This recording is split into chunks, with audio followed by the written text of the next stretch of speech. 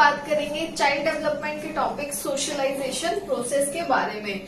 Socialisation आप word से ही समझ सकते हैं इसका क्या मतलब है, फिर भी मैं इसको आपको डिटेल में समझाऊंगी। थियरीज के बारे में बात करेंगे जो सोशलाइजेशन से रिलेटेड है। एक चीज मैं कहना चाहूंगी, वीडियो स्किप करके मत देखिएगा, स्किप करके देखेंगे तो आपके बीच की जो इम्पोर्टेंट बातें हैं वो मिस आउट हो जाएंगी और आपको फिर पूरी वीडियो का एक तरीके से जो क्रिस्प निकालना होता है वो आप नहीं निकाल पाएंगे। तो कोशिश करिए आप वीडियो पूरी सुनिए जिससे आपको समझने में आसानी होगी। तो चलिए शुरू करते हैं हमारे आज की क्लास। आज की क्लास में हम सोशलाइजेशन प्रोसेस के बारे में बात करेंगे। ये चाइल्ड डेवलपमेंट के पेपर 1 का टॉपिक है। तो सोशलाइजेशन क्या होता है, थियरीज क्या है, सारी बातें करेंगे। सोशलाइजेशन की बात कर लेते हैं पहले। सोशलाइजेशन क्या होता है?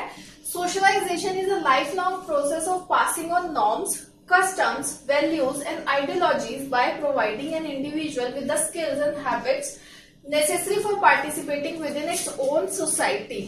सोशलाइजेशन जो है वो एक जिंदगी भर चलने वाला प्रोसेस है जिसमें हम अपनी नॉर्म्स, कस्टम्स जो हमारे यहाँ रीति रिवाज हैं, वैल्यूज हैं, आइडियोलॉजीज हैं, वो हम देते हैं एक बच्चे को या एक इंडिविजुअल को। साथ साथ में उसे स्किल्स देते हैं, हैबिट्स देते हैं ताकि वो पार्टिसिपेट कर सके जिस सोसाइटी में वो रहता है उस सोसाइटी में।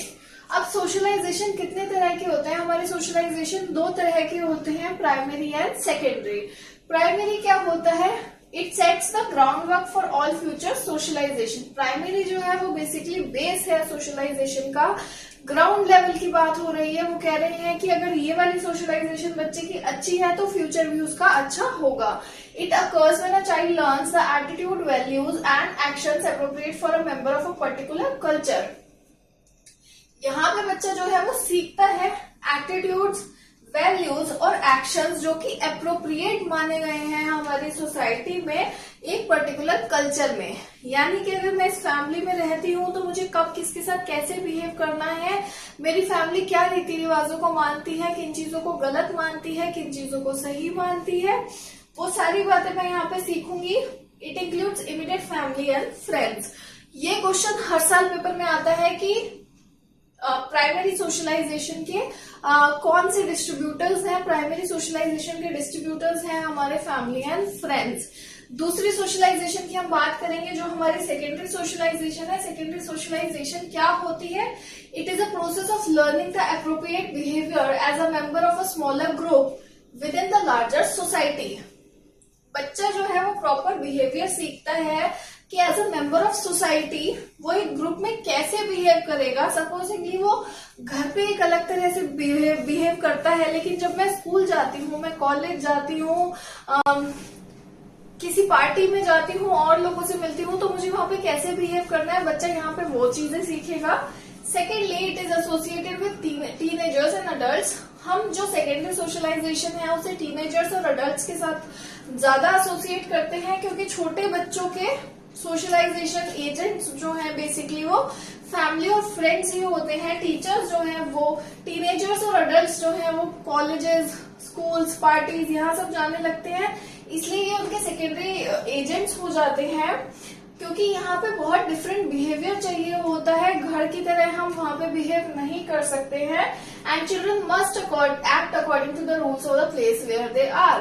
बच्चों को वो रूल्स फॉलो करने पड़ते हैं जिस जगह पे वो हैं। सपोजिंगली मैं स्कूल में हूँ तो मैं अपने घर की तरह वहां पे जिस मर्जी टाइम खा नहीं सकती हूँ, सो नहीं सकती हूँ। स्कूल में मुझे स्कूल की तरह बिहेव करना है, मुझे प्रॉपरली स्कूल ड्रेस में ड्रेसअप होके जाना है। जो वहाँ के रूल्स हैं, टाइमिंग्स हैं, मुझे सबको टाइमिंग के हिसाब से करना है। टीचर्स को रिस्पेक्ट करना है, अपना काम पूरा करना है। वो चीजें घर पे लागू नहीं होती हैं। अब हम बात कर लेते हैं फैक्टर्स इन्फ्लुएंसिंग सोशलाइजेशन। ऐसी क्या फैक्टर्स हैं, ऐसी क्या चीजें हैं जो हमें इन्फ्लुएंस करती हैं हमारी सोशलाइजेशन को। सबसे पहला फैक्टर हमारा आता है social interaction. Social interaction word से ही आप समझ गए होंगे जो हम सोसाइटी से इंटरेक्ट करते हैं। It is an organised psychological process. ये हमारे दिमाग में ऑर्गेनाइज्ड होता है कि हमें कब किससे किस तरीके से बात करनी है।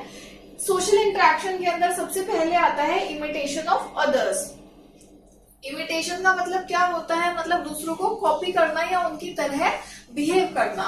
Copying someone else's behavior in our own style which develops a unique aspect of our personality. जब हम दूसरों को कॉपी करते हैं अपने तरीके से, हो सकता है मेरे को किसी की कोई चीज बहुत अच्छी लगे, मैं उसे कॉपी करूं, लेकिन अपने तरीके से उसको थोड़ा सा मॉडिफाई कर लूं, वो जो है हमारी पर्सनैलिटी का एक यूनिक हिस्सा डेवलप करने में हमें मदद करता है। दूसरा आता है suggestions by others. Suggestions are conveyed through language, pictures and gestures. Suggestions जो है वो हमें कोई अपने भाषा में दे सकता है, कोई पिक्चर्स के थ्रू दे सकता है या कोई जेस्चर्स के थ्रू दे सकता है। They influence a child's behavior with others as well as its own private and individual behavior. जब कोई मुझे सजेस्ट करेगा कि you should not be so rude with others और you should not behave like this in school, तो मेरा behaviour जो है वो ऑटोमेटिकली थोड़ा सा मैं चेंज करने की कोशिश करूंगी अकॉर्डिंग टू द सजेशन। दूसरों के साथ तो करूंगी ही, लेकिन अपने पर्सनल लाइफ में भी मैं उस चीज को लाने की कोशिश करूंगी कि अगर मैं बहुत ज्यादा लाउड हूं तो मैं थोड़ी कम लाउड होंगी। अपने प्राइवेट लाइफ में भी मैं धीरे धीरे उससे चेंजेस लाऊंगी। थर्ड हमारा आता है sympathy. Helps a child to empathise with others and help him to initiate conversations. जब कोई सिंपैथी बच्चा सीख लेता है तो उसे पता लगता है कि दूसरों के साथ कैसे एम्पैथाइज करना है। सपोजिंगली मेरा कोई दोस्त है जिसके पेरेंट्स की डेथ हो गई है, तो मैं जो हूँ उसके साथ एम्पैथाइज करने की कोशिश करूंगी, और वो चाहे जितना भी परेशान है मैं कोशिश करूंगी कि मैं उससे एक कॉन्वर्सेशन शुरू कर पाऊं, उससे बातचीत कर पाऊं ताकि उसका मन हल्का हो सके। सेकेंड हमारा आता है आइडेंटिफिकेशन। आइडेंटिफिकेशन में क्या होता है, as the child grow it realises the nature of things which satisfy its needs. बच्चा जैसे जैसे बढ़ने लगता है उसे चीजों के बारे में पता लगने लगता है जो उसकी जरूरत की है। Such things became the object of its identification. अब वो उन चीजों को आइडेंटिफाई करने लगता है, जैसे कि ये मेरी मम्मी है, ये किताब है, ये पेन है, ये मेरा टॉय है। Through identification the child become sociable. बच्चा जो है वो इन चीजों के थ्रू सोशिएबल होने लगता है या सोशलाइज होने लगता है, हम कह सकते हैं। वो इन चीजों के थ्रू दूसरों से बातें करने लगता है, इंटरेक्ट करने लगता है और चीजें सीखने लगता है। तीसरा हमारा आता है लैंग्वेज। लैंग्वेज में क्या होता है, it is the means of cultural transmission and social interaction. ये जो है लैंग्वेज के थ्रू हम अपना कल्चर देते हैं बच्चे को, और सोशली इंटरेक्ट भी बच्चा करता है भाषा के जरिए। At first the child utters some sounds and words, but gradually it comes to learn mother tongue. शुरू में बच्चा जो है वो सिर्फ आवाजें निकालेगा या कुछ शब्द बोलेगा, लेकिन धीरे धीरे बच्चा जो है वो भाषा सीख लेता है, अपनी मदर टंग सीख लेता है। वो कोई भी भाषा हो सकती है जो उसके घर में बोली जाती है, बच्चा उसे सीखता है और उसी में लोगों से इंटरेक्ट करना शुरू करता है। अब हम बात करेंगे एजेंट्स ऑफ सोशलाइजेशन के बारे में, यानी कि क्या क्या एजेंट्स होते हैं, क्या प्राइमरी है, क्या सेकेंडरी है, उन सब के बारे में हम बात करेंगे। सबसे पहले जो एजेंट आता है वो हमारा आता है द फैमिली। वो प्राइमरी एजेंट होगा क्योंकि बच्चा सबसे पहले यहीं पे सीखता है जो सीखता है। Primary agent in first 5 years of life. बच्चे के शुरू के 5-6 साल जिंदगी के प्राइमरी एजेंट जो होता है वो फैमिली होती है। Learning occurs informally and the right wrong behavior is approved or rejected. बच्चा जो है इनफॉर्मली सब कुछ सीखता है, क्या गलत है क्या सही है वो पेरेंट्स उसे इनफॉर्मली सिखाते हैं कि नहीं नहीं बेटा ऐसे नहीं करना, ये गलत है, ये नहीं करना, वो सही है, ऐसे करना है, वो सब पेरेंट्स सिखाते हैं। नंबर 2 हमारा आता है द स्कूल्स। ये सेकेंडरी एजेंट ऑफ सोशलाइजेशन होता है। It helps the child to adapt to the social order. बच्चे को मदद करता है कि वो जो सोसाइटी का एक ऑर्डर है उसको वो अडेप्ट कर सके। Functioning to prepare the child for a stable adult life. बच्चे को सिखाता है कि कैसे एक स्टेबल लाइफ में उसको रहना है। प्रिपेयर करता है बेसिकली कि जब बच्चा बड़ा हो जाएगा तो उसकी जिंदगी जो है एकदम स्टेबल आराम से चल सके। It imparts certain technical and intellectual skills as well as the cultural heritage of society. School जो है वो बच्चों को इम्पार्ट करता है नॉलेज, टेक्निकल और इंटेलेक्चुअल स्किल्स के बारे में, साथ साथ जो हमारी सोसाइटी की हेरिटेज है उसके बारे में, so that the individual is able to integrate in this society, ताकि जो बच्चा है वो सोसाइटी के साथ साथ चल सके और उससे जुड़ सके। थर्ड हमारा आता है द पीयर ग्रुप। ये प्राइमरी एजेंट ऑफ सोशलाइजेशन है। It includes children of same age and similar status. Peer group क्या होता है कि बच्चे सेम उम्र के और सेम स्टेटस के, यानी कि अगर मैं मिडिल क्लास की हूँ तो मिडिल क्लास के मेरे दोस्त हैं वो इंक्लूड होते हैं। शुरू में जब बच्चा स्कूल जाता है तो उसके पीयर ग्रुप में पूरी क्लास इंक्लूड होती है, but as the child grows old it starts to choose its own peer group based on common interest. बच्चा जब बढ़ने लगता है तो वो अपनी मर्जी से अपने दोस्त चुनने लगता है। कैसे चुनता है कि कैसे हमारे कॉमन इंटरेस्ट हैं, हम दोनों के एक्टिविटीज हमारे सेम हैं, या जब मैं बहुत बड़ी हो जाती हूँ तो मैं इनकम लेवल के हिसाब से या अपने स्टेटस के हिसाब से अपने दोस्त चुनती हूँ। It affects the individual in issues like appearance. ये एक बच्चे को या एक इंडिविजुअल को अफेक्ट करता है पीयर ग्रुप बहुत ज्यादा। जब बच्चा टीनेज में होता है तो उसकी अपीयरेंस को लेके वो बहुत ज्यादा कह सकते हैं बहुत ज्यादा कॉन्शियस होता है, तो वो उस टाइम पे जो है पीयर ग्रुप उसको बहुत इन्फ्लुएंस करता है। लाइफस्टाइल, फैशन के बारे में, सोशल एक्टिविटी के बारे में, डेटिंग एटीट्यूड बच्चे का क्या होगा कि मुझे ओपन डेटिंग करनी है कि नहीं, मैं वन मैन वुमेन हूँ, काइंड ऑफ जो एटीट्यूड्स होते हैं वो अपने दोस्तों से लेता है। बच्चा जो है वो सेक्स की तरफ या टेक्नोलॉजी की तरफ भी एटीट्यूड्स अपने दोस्तों से लेता है। अगर उसके फ्रेंड्स उसका फ्रेंड सर्कल अच्छा नहीं है, उसके फ्रेंड्स जो है गलत तरीके की चीजों में इन्वॉल्व है, सपोजिंगली ड्रग्स एंड ऑल, तो बच्चा भी उन चीजों में इन्वॉल्व हो जाता है और वो सोसाइटी से इंटीग्रेट होने की जगह धीरे धीरे दूर होने लगता है। नंबर 4 हमारा आता है the mass media. Mass media जो है बेसिकली आपको सबको पता है, टेलीविजन, न्यूज़पेपर्स, रेडियो सब कुछ इंक्लूड करता है, इंटरनेट। तो मास मीडिया जो है वो बेसिकली इंफॉर्मेशन को ट्रांसमिट करता है पर्सनल इम्पर्सनल मैनर में, यानी कि वो किसी की निजी जिंदगी के बारे में या मेरे से पर्सनली आके वो बात नहीं कर रहा है, वो इन जनरल बात करता है। और बेसिकली वन वे फ्लो होता है कि सिर्फ मास मीडिया में हम सामने वाले का सुन सकते हैं, अपना ओपिनियन उसको नहीं दे सकते।